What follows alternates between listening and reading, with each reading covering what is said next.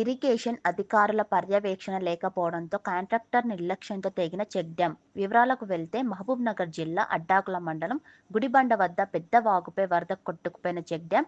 Contractor నిర్లక్ష్యం వల్లే కట్టిన 2 నెలల్లోనే చెక్ డ్యాం కొట్టుకుపోయిందని, దీనివల్ల తమ వరి పొలాలు, ట్రాన్స్ఫార్మర్, పైప్ లైన్లు కొట్టుకుపోయాయని రైతులు ఆవేదన చెందుతున్నారు.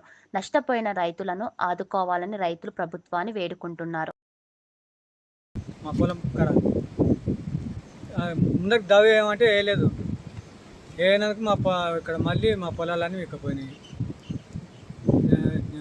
కాంగ్రెస్ ప్రభుత్వం వచ్చినాక 2 నెలలు కూడా కాలేదు వేసి, చెక్ డ్యామ్ వేసి. దానివల్లనే దాన్ని ఏం చేస్తారో న్యాయం చేయాలి. మా పొలం 3 ఎకరాల పొలం పంటతో సహిత మొత్తం పోయింది. ఎమ్మెల్యే గారు దానివల్ల ఎత్తననే చేయాలి.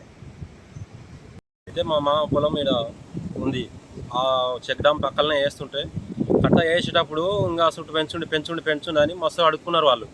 అంటే వినకుండా వాళ్ళు ఏం కాదు ఏం పోతే మేము చూస్తాంలే, గట్టిగానే వేస్తాం అని చెప్పి వేయడం జరిగింది. అది మొత్తం తెగడం జరిగింది. ఇది తెగిపోయి మొత్తం 2 ఎకరాలన్నర ఉంటుందేమో మొత్తం కోసుకొని పోయింది. తెగిన కాడికైతే 3 ఎకరాలు పోయింది. ఈ ట్రాన్స్ఫారాలు, స్తంభాలు, మోటార్లు అన్నీ పోయినాయి దాంట్లోనే.